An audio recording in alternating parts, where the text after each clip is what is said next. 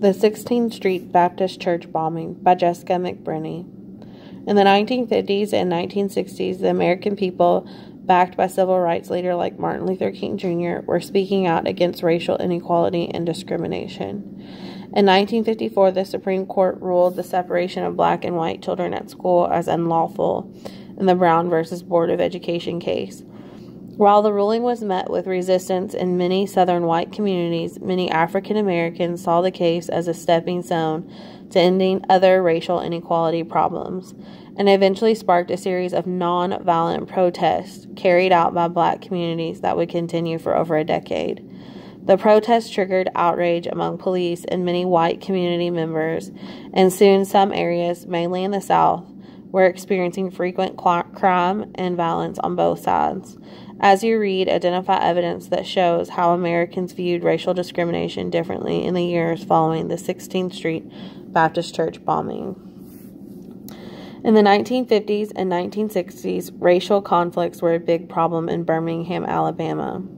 A lot of people thought of it as the most racist city in America. 21 bombs were set off at African American churches in the city between the years of 1955 and 1963. People even gave the city the nickname Bombingham. Many civil rights leaders were trying to help fix the problems in Birmingham. One of those leaders was Dr. Martin Luther King Jr. The activists worked to plan protests and events, and the people who went to the protest often got arrested. The police in Birmingham did not allow the protest to happen without trouble. Civil rights leaders and community members went to the 16th Street Baptist Church to plan meetings. It became well known as a place where the activists met. Sunday morning. Until Sunday, September 15, 1963, no one was killed in the bombings. On that day, the 16th Street Baptist Church became the site of another explosion. At 10:22 a.m., the teenage Sunday school secretary got a phone call.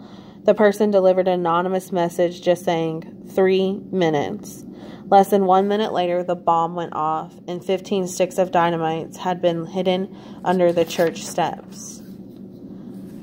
The explosion hit a back room in the church. Inside, 5 young girls were getting ready to sing in the church choir.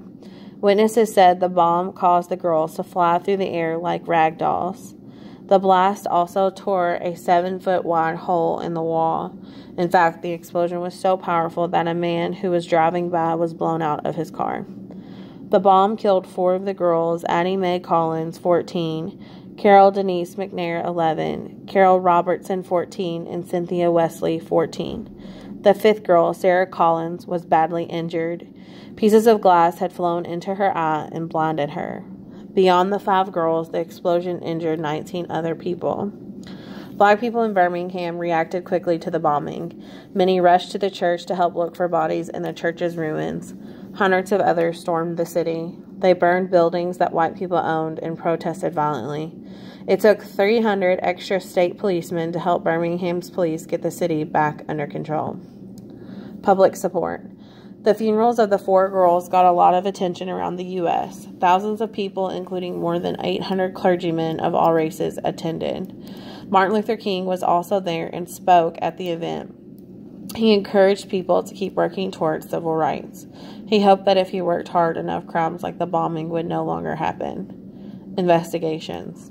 The investigation of the crime was done poorly and took a long time. At first, the state of Alabama offered a $52,000 reward for the bomber's arrest. 25 FBI agents came to work on that case. Part of what made the investigation hard was the lack of evidence. A lot had been destroyed with the church. Finally, the FBI discovered the bombers were 4 members of the Ku Klux Klan. Their names were Thomas Edwin Blanton Jr., Herman Frank Cash, Robert Edward Chambliss, and Bobby Frank Cherry. Unfortunately, the case was closed in 1968 and the men were never arrested. Problems within the FBI's administrations were to blame. Late arrest.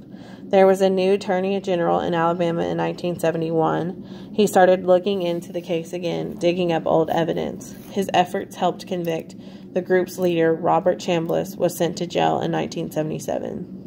The rest of the men were free until 2000. Then the FBI reopened the case. Bobby Cherry had died, but Thomas Blanton and Herman Cash were convicted in 2002. a call to action.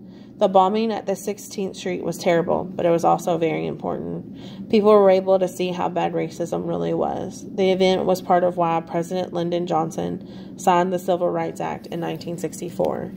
After the act, it became harder to treat poorly based on the color of their skin.